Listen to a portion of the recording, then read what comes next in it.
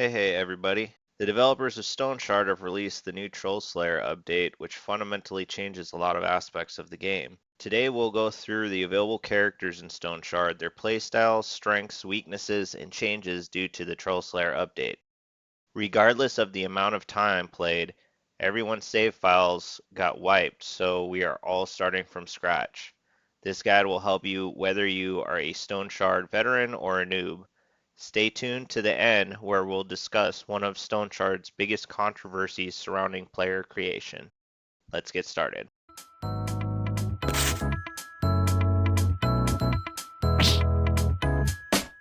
Stoneshard is a brutal turn-based open-world RPG where you play as a medieval mercenary trying to get by as bandits, monsters, plagues, and now trolls rule the land. The Trollslayer update gives access to 2 new skill trees that allow greater customization of our characters than ever before. Looking at the total list of all skills, we see that these are not the last skills that will be made available. We don't even have access to half of them yet, so considering how customizable we can make our characters now, it'll be even greater in the future. Stoneshard splits skill trees into 3 types: weapons, utility, and magic.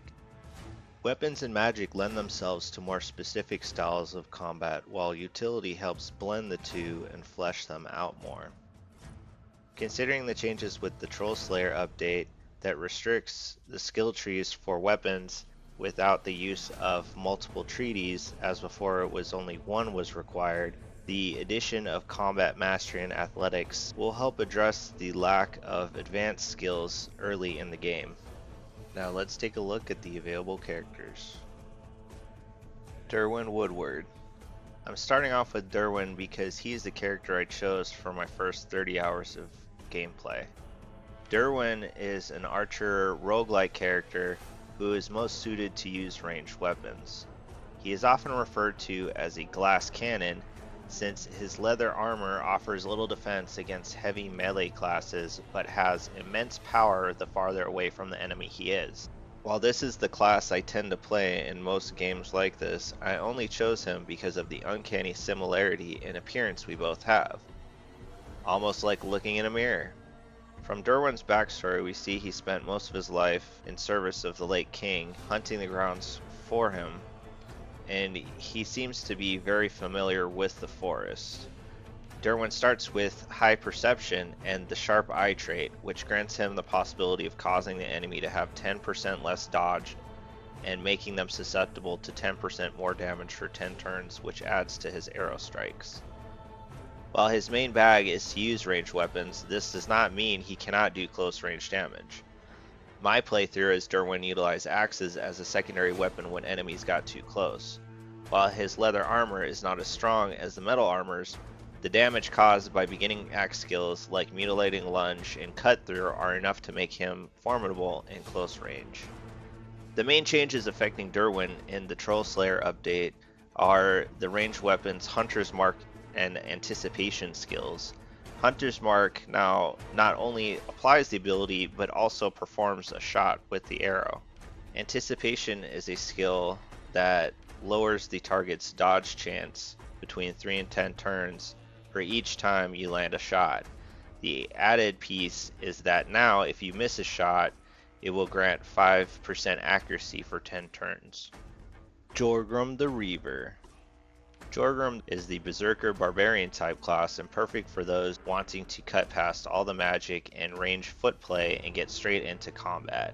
His scars, bald head, and scrunchy tied beard make him look the most intimidating of all 4 characters. He's also the only of the 4 that isn't a human. He's a dwarf. And my axe. His aptly titled unique trait, Berserker Frenzy, adds 10% more weapon damage and 15% more critical efficiency upon each enemy kill. The strategy with Joram is to take on weaker enemies to build up the activation of this trait before taking on greater enemies or bosses.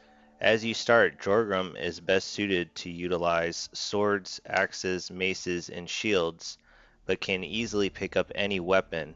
He is most formidable when using the greatsword. Other than some combat balancing, Joram may be the least affected of all of the characters by the update. The axe skill Execution replenishes 35% max energy upon killing an enemy instead of reducing active cooldowns for axe skills. The greatsword skill Parry allows 7.5 to 10% block chance and 10 to 12.5% block power for each stack of the stance. Jona the Runaway Sorceress. Jonah is a mage sorceress type character that heavily relies on spells for long distance combat. She has little defense for close combat but is able to wield a dagger or a staff. She starts with higher willpower and the unique trait Arcane Lore, which grants 2% magic power to each spell she learns. This means you should learn as many spells as possible to make her one of the most powerful characters. Jona is one of the few female mages in Aldor and probably one of the most powerful. She used to serve as court sorceress for one of the Aldorian nobles until she burned him to a crisp due to his foul temper. While Jona is definitely the most interesting character to start with, having a wider variety of attacks and animations than her melee-focused counterparts, she would not likely be a good choice for a beginner player.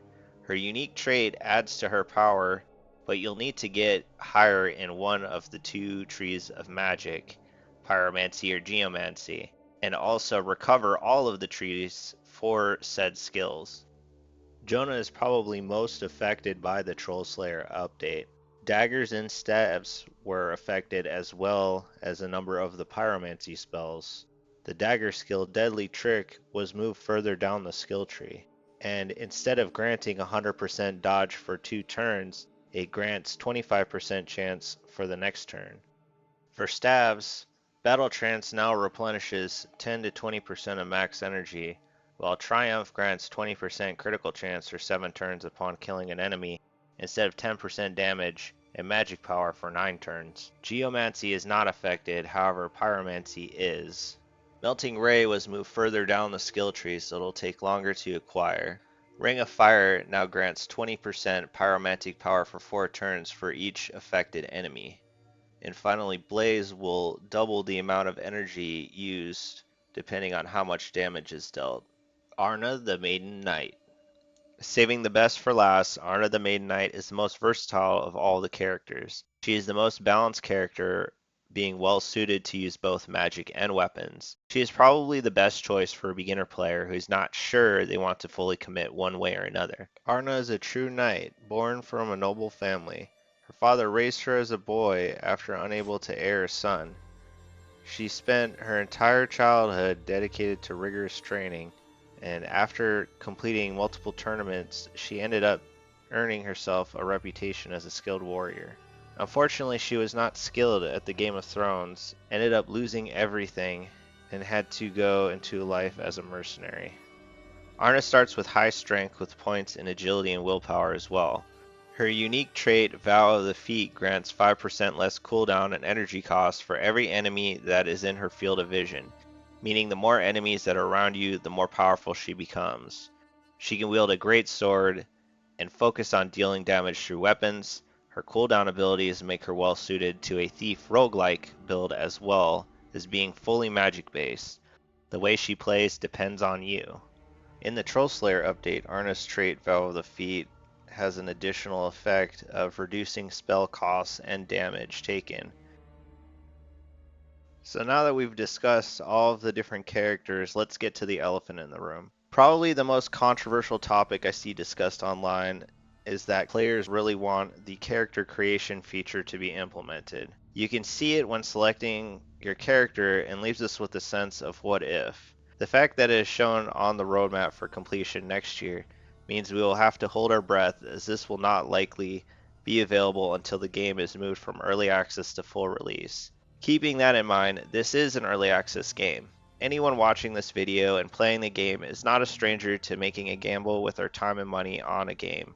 With that said, the pre-made characters do give a wide variety of gameplay styles, and the branching skill trees allow for greater customization than I think most give credit to.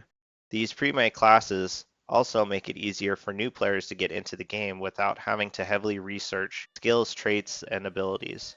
I hope you enjoy this video. If this video is well received, then I'm thinking of making more. I also do Let's Play videos where I'm trying out Arna the Maiden Knight and will eventually branch out to play as Joram, Jonah, and another build as Derwin, focusing only on ranged weapons. Please like, comment, and subscribe, and I'll see you on the next video. Peace. せーのでもさ